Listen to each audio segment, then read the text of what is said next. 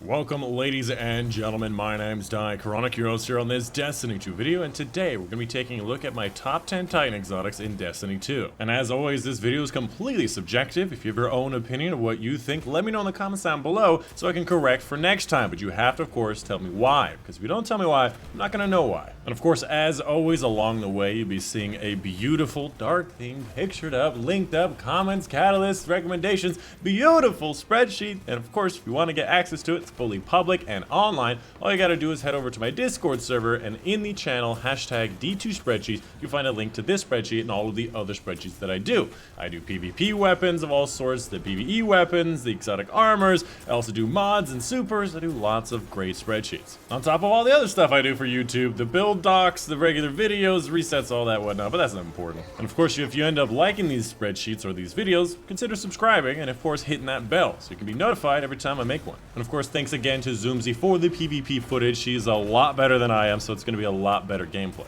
Oh my god, have I gone over a minute through the video without saying hashtag Team Titan? Because hashtag Team Titans are winning so much gold in the Guardian games. Let's frickin' go, Team Titan! Yeah, I had to say it. I mean, the Hunters were talking some mad before this Guardian Games took off, and now the Titans with a sizable lead. Looking very good. Moving on, let's go ahead and get into the main content of this video, this spreadsheet. Now, I don't do my videos like very common top 10s. I don't just go through the 10 favorite ones that I have and talk about those. Instead, I'm going to be talking about all of them, addressing everything that I can about each one of them, their prowess in PvE and PvP, why certain things are good, why certain things are not good, and giving you an idea of the meta for Titans, the meta for Destiny 2, and giving you the tools to suss it out for yourself. Now, obviously, this is not great for me because I have to keep getting you to come to my videos, but I want this to be the best product that you can have. Now, it's still a very biased product based on my own subjective opinion, but I still think it's a very good product. So what I'm going to do is I'm going to start off with all of the non-ranked items, talk about them very briefly. I'm not going to go through the full description of their exotic intrinsic mod or any bits and pieces about them. I'm just going to give you my quick, brief thoughts on them, and you can go to the spreadsheets to read the full information, and then after that, I'll work my way backwards through the top 10.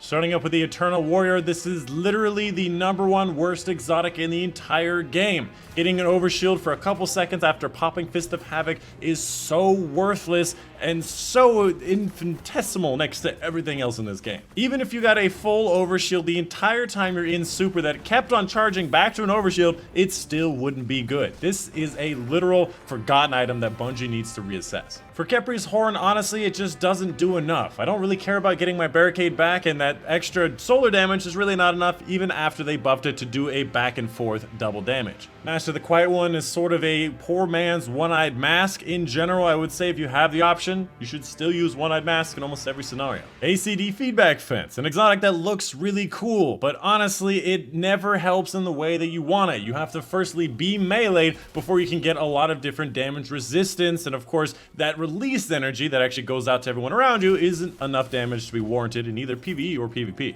The Aeon Safe, probably the second worst set of exotics in the entire game. The kind of benefits that you get are really not that worth it. Of course, for the Titan, it's actually melee energy instead of barricade energy, which is better, but still, nobody uses it, so nobody uses it. The Ashen Wake, an exotic that used to be absolutely terrible, like almost the #1 worst exotic in the game if it weren't for Eternal Warrior and Aeon Safe. This thing used to be absolute trash, but ever since the buff where they made it so the damage with the fusion grenades actually gives you grenade energy back, if you hit 2 people, you get your full grenade energy, which is awesome. And combine that up with instant explosions, it makes it just a lot easier to use. However, it's a bit too specific, and it doesn't allow you to one-shot enemies, which is something of a concern, but it might actually do wonders in Iron Banner if you have a power advantage. The new exotic Titan's Rampant, almost in the top 10 for sure. A very powerful PvP exotic, allowing you to shoot through your barricades, allowing you to actually have a safe sniper perch. Whatever you're doing, you can shoot through it. However, just not enough to make it into the top 10.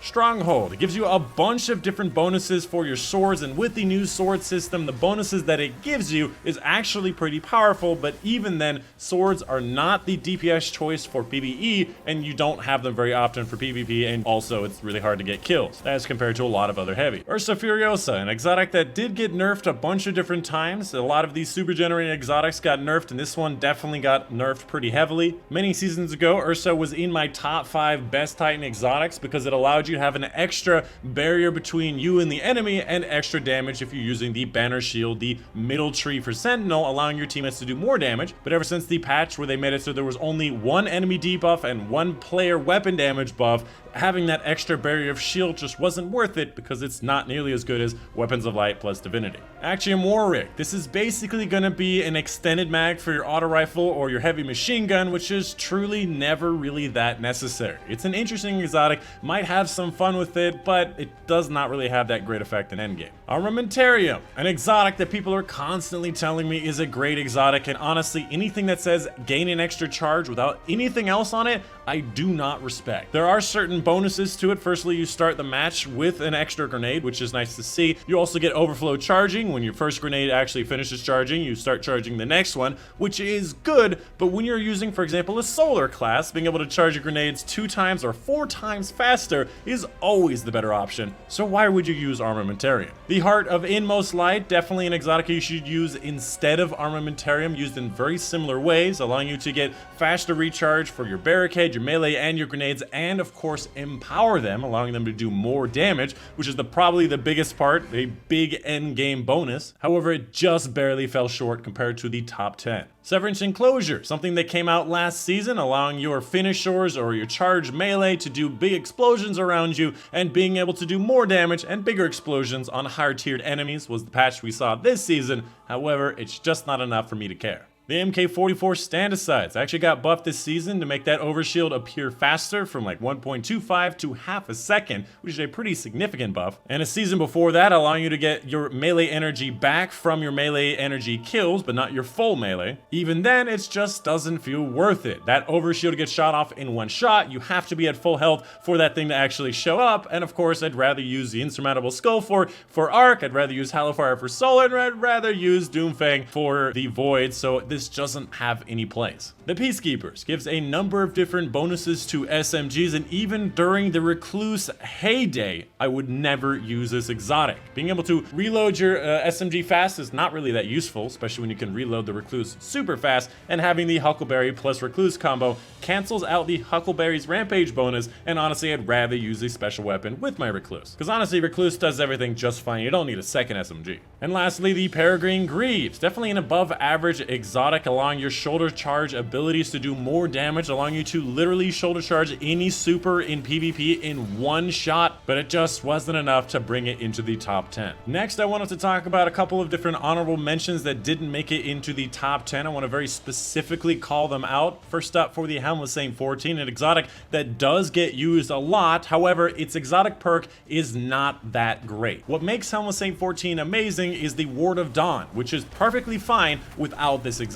The only thing you get from this exotic is blinding enemies in your well and being able to bring your overshield out. And in certain activities, this might be a boon, especially if you're having difficulties with survival. However, in things like raids, the only thing you really need is going to be that weapon damage bonus from Weapons of Light, which you can use Doomfang Pauldrons at the same time of using Cradle Protector and get a great ad sling option for your super. Next up, for Worm God Caress, an exotic that got disabled like 3 different times because of the ridiculous bonus you can get for melee damage. Honestly, I really don't know where this is anymore. It's so infrequently available, allowing you to do a bunch of different melee damage, but ever since the 3rd time they've changed and nerfed it, it doesn't really feel like it does much. It really feels like all of the different melee bonuses start to cancel each other out. If you have too many all at the same time, it's just too much thinking, and I'd rather just punch things with Insurmountable Skull for it. It's just a lot easier. Moving on, let's go ahead and talk about the top 10. Starting up with number 10, we have the One-Eyed Man, which is an exotic that last season I gave a 10 out of 10 for PvP because it was the literal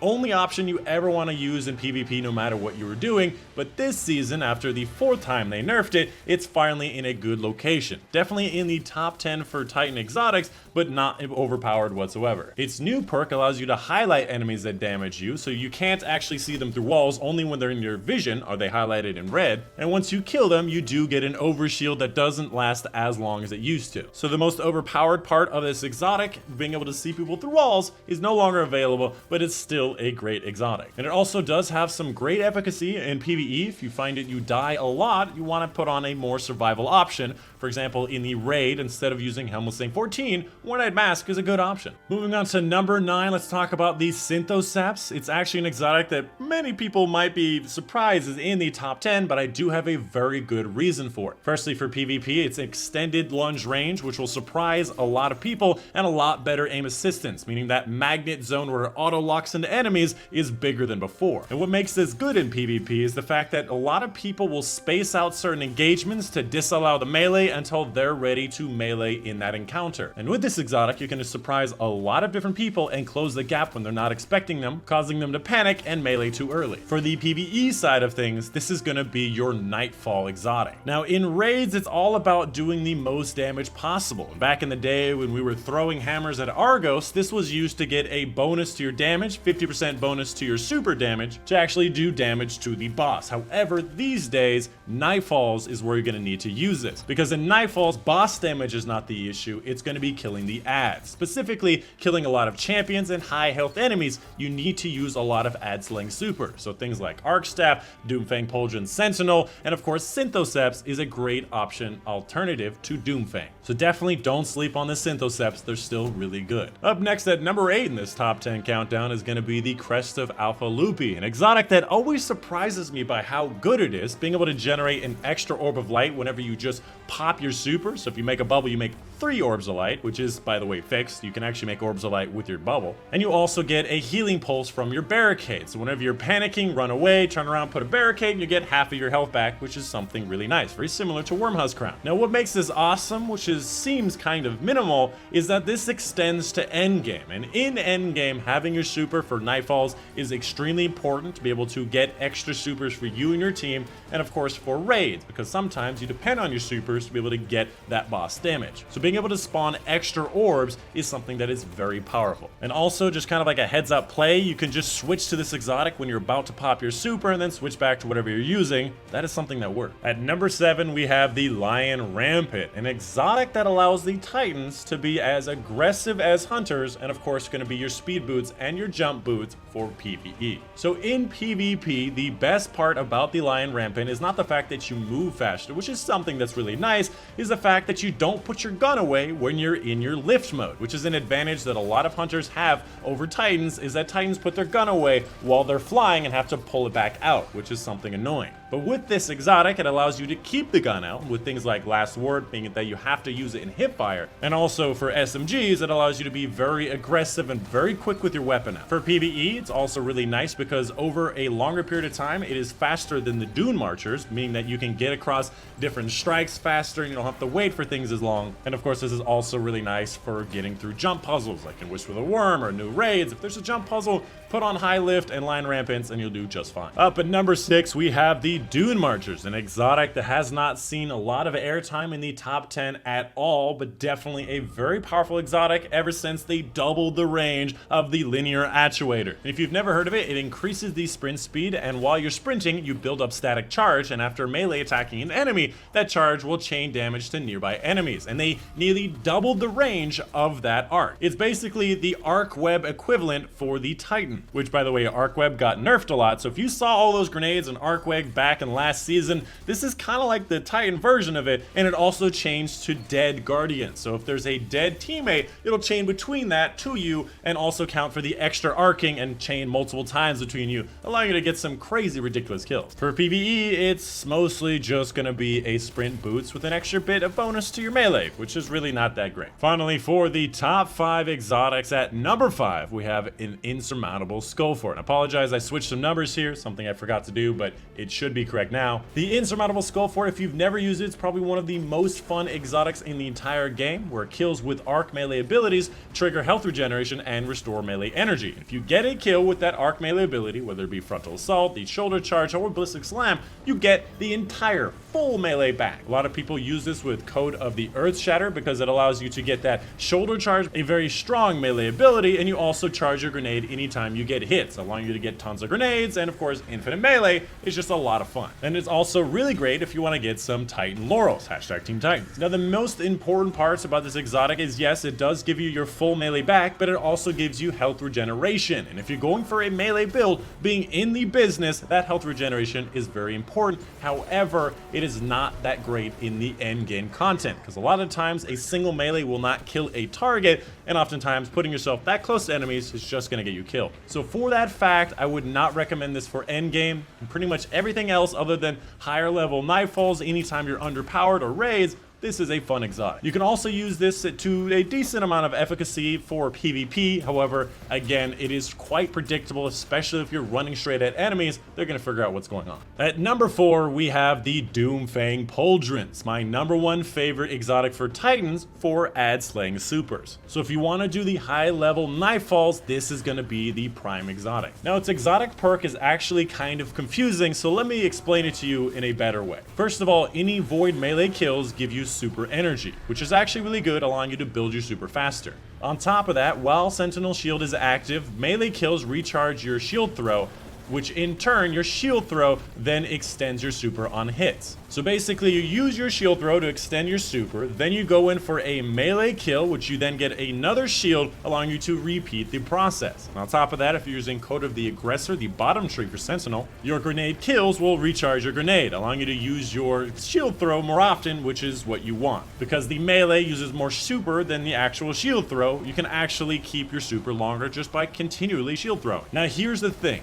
Technically, with Grenadier on like a Strike, a Menagerie, whatever, you can have an infinite super. This super exotic does not have any diminishing returns to it like Trample or the Dawnblade stuff does. You can literally have an infinite super if Grenadier modifier is on. If you have a boss with a lot of health in front of you, just literally spam that grenade button at him and he will continually get stunned and you will continually have your super forever. Now this is only possible with Grenadier, as it allows you to have a really fast charging grenade, which by the way, your shield throw is a grenade. However, even without Grenadier, it allows your super to last a lot longer, allowing you to kill a lot more enemies, spawn a lot more orbs for your team, and in my opinion, the best exotic for the ad slaying in the Nightfalls. And as I said before, even if you're using Code of the Protector or even Code of the Commander, you should still use this. It's still really good to make your ad slaying super a lot better. Coming up at number 3, we have the Phoenix Cradle, a very powerful solar-based exotic that is very powerful in the end game, which did, by the way, get fixed so your teammates will get the full benefit of the Phoenix Cradle bonus. Its main perk allows Sun Warrior to last twice as long, which means standing in one of those sun spots, they give you weapon damage bonus, regeneration bonus, health on kills, and any of your allies who pass through your sunspot are also granted Sun Warrior, which you take with you outside of the sunspots, allowing your entire team to get benefits from it. This is especially powerful in things like raids or things like Menagerie. Anything that you have 6 players in one arena, this becomes even more powerful. Now I've done a lot of different testing with my Hellfire Heart builds with these sunspots and of course the non-sunspots, and I found that sunspots help you get your grenades very, very fast. I believe I got my grenades down to 6 seconds with the Demolitionist weapon. And coming up at number 2 in the top 10 countdown, we have the Hellfire Heart, my number 1 favorite PvE exotic. Perhaps I give this a little bit too much favor, but its benefits are just so much fun. Honestly, I thought this exotic was gonna get number 1, but at the very last minute, Antaeus slid into the spot where One-Eyed Mask was. We'll talk about that in a little bit. Now, here's the thing about Hellfire Heart. Firstly, you do have to use the solar subclass, which is not really the strongest subclass in the game. However, the benefits that you get with Hellfire are just so good. Firstly, it improves the recharge rate of your solar abilities, meaning your melee and your grenade, which by the way means you basically cut those cooldowns in half, going down from 80 seconds to 40 seconds, and greatly improves your recharge when your super is charged, which basically puts that to a quarter, putting your recharge down to 15 to 20 seconds for both your melee and your grenade. Now you can also build on top of that, having a bunch of different bonuses to get your discipline high, impact induction, and momentum transfer. Using a Demolitionist weapon, you can get your grenades all the way down to 6 seconds, which is insane. And I really do love having Hellfire Heart for Fireforge, so I can have those hammer strikes, allowing me to do more damage to elite enemies. So this is definitely something that can be used in Nightfalls, on top of just having endless amounts of thermite grenades, which I really liked, which do a lot of damage, but is not everyone's cup of tea. And finally, sliding in at number 1 for the very best Titan exotic in the game, we have the Antaeus Wards. Funnily enough, this is a full PvP exotic, and I'm not much of a PvP player, but this thing at 9.5 out out of 10 for my PvP rating. Definitely deserves number 1. This is very close to being the only option for Titans these days. Now, if you've never heard of it, basically you get improved slide, which means you slide farther and faster, and sliding reflects incoming projectiles, which is a full invincibility, by the way. No more chip damage, that's something they patched this season, and reflecting projectiles grant you super energy. Firstly, if you're a hunter with stompies, this is your exotic. You got improved slide, you got invincibility, you also get more super energy. This is the aggressive Titan loadout. And I also wanted to mention that a full season ago, they also patched it so that it's a bit more consistent, that it comes out immediately and it lasts a longer period of time. Whereas before, it was so inconsistent, had chip damage, it just was really annoying. Now, I know what you're asking yourself. Why is this the number 1 exotic for PvP and the number 1 exotic for any Titans in the game? For the most part, it all comes down to relative decisions. Is there another exotic that I would rather use in different situations? And the answer is, not really. Antaeus Swords, with a close second being Dune Marchers, is pretty much the best option in all the different subclasses and all the different maps. Now, I will say it's a bit more of an aggressive playstyle, so if you're a bit more defensive, you might want to choose a slightly different option like One-Eyed Mask. But even as a defensive option, being able to slide and have invincibility when you're sliding is really powerful. You can literally have engagements where the enemy is stuck firing at your shield for the first second of engagements, all those bullets reflecting back to the target that you're aiming at, on top of all the bullets that you can shoot while you're sliding. Any shotgun engagement, you're more likely to win if you can get shots on your target because they cannot hurt you. Slide out into the open with my sniper, get that aim assistance while aiming in, and people will shoot at you and not being able to do any damage to you, you can follow up with your own shots. This thing is really nice. So if you get a good stat roll on this thing, like 62 or higher for the base, keep it. This thing is really good. And that's pretty much it. That is going to be pretty much the end of the video. Let me know in the comments down below what you thought of my top 10. What do you think of my spreadsheets? What kind of exotics that I may have overlooked? Please let me know in the comments down below. And of course, please tell me why. I have so many comments of people telling me what exotic they like, and they don't tell me why. They don't tell me why it's better than the alternative that I gave them. Because I truly am a Destiny 2 nerd. I want to use the best stuff. And of course, if you did enjoy this content, this video, the spreadsheet, or just the words of wisdom that I have passed forth upon you, consider checking out my Patreon, because without your support, I may have to stop making these spreadsheets because they do take me 10 to 20 hours every single way just to make the spreadsheet, which I don't get any monetary return for, by the way. People go into the spreadsheets instead of my videos is never a good idea, but I still do it because I want to make a good product for you guys. So if you have the means to give someone maybe $5 a month, which is basically nothing, $60 a year, anybody can afford that, please check out my Patreon. Well, that's it. My name's Nightfall, and I'll see you guys on the next one.